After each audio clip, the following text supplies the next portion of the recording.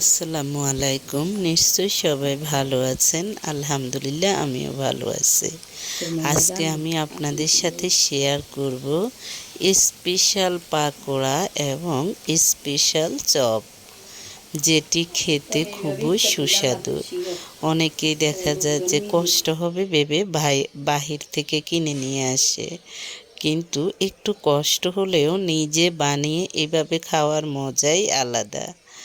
এখানে নেই কোনো ক্ষতিকারক পদার্থ, নেই কোনো ক্ষতিকারক কেমিক্যাল, কোনো ধরনের বিট লবণ অর্থাৎ শরীরের ক্ষতি করে এমন কোনো পদার্থই নেই।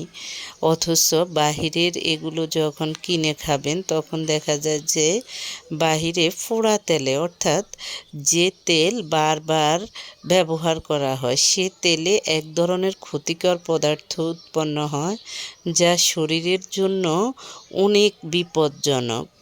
দেখা যায় যে সে খাবারগুলো খেয়ে মানুষ তাড়াতাড়ি অসুস্থ হয়ে যায়।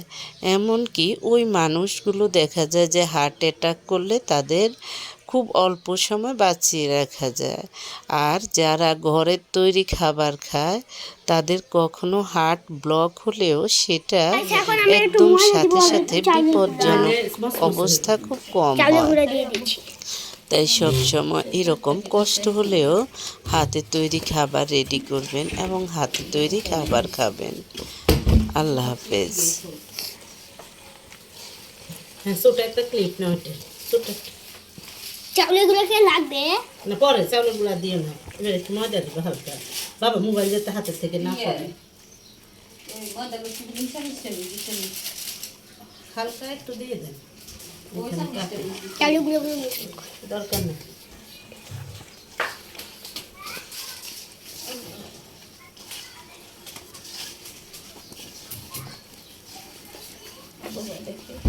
গাছ দেখছেন,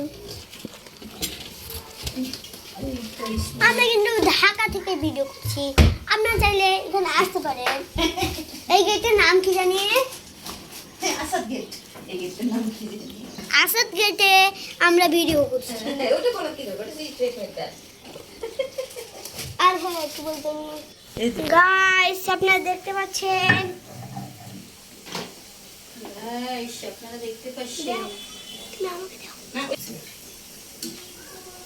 কই আর কাঁচা মরিচের দইনে কই?